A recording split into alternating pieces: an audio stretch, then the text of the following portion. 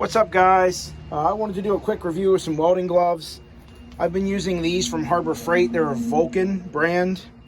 This is about 1 year. These are Vulcan Master Welder Series MIG gloves. I think these run right around $20 a pair. It's pretty cheap.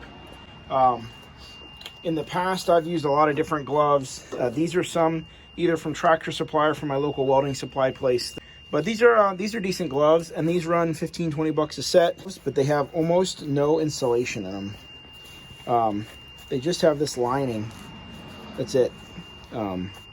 So that lining right there is the only insulation you get from the heat.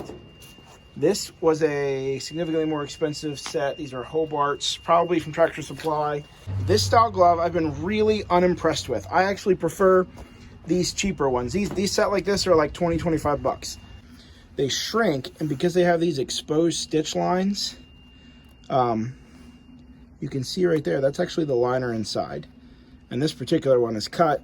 They just don't seem very resistant to wear, and they end up getting these little holes in them. This is the pair that I've had for a year, and I have had no problems with them at all. They've been some of the best gloves I've ever used. The left hand right here, you can tell is shrunk compared to the right, because my particular welding style, I rest my right hand on my left and drag it, so this left hand takes more of the heat. And you can see that these have started to split in a couple spots, which is why I bought the new pair. And then I was kind of disappointed to see this. I got burnt the other day because some spatter actually burned through the leather. A much thicker layer of insulation. It's very hard to show on camera, I guess, the thickness of the insulation.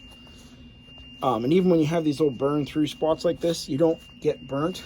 The only time I got burnt from these gloves here, you can see very clearly how much those shrink. Whoops. See how much those shrink up. You can see the right side. This is how they look when they're in better shape, and the left side, you see how bad that pinky is shrunk up. But the only time I've got burnt on these was when this spatter burned through right here, and that did burn my finger. So these are going to get trashed, and I went to Harbor Freight and bought another set. So these pull on fairly easy. I have great dexterity. I can do all kinds of tasks in these. I can grind. I'll take them off the grind, or do detail work or sand. And they have a lot of insulation in them, so I can weld for a long time without my hands getting too hot. And they just seem to last a long time. I mean, I got at least a year out of those. I've had those maybe 18 months even, which is longer than I think I've ever had a pair of welding gloves.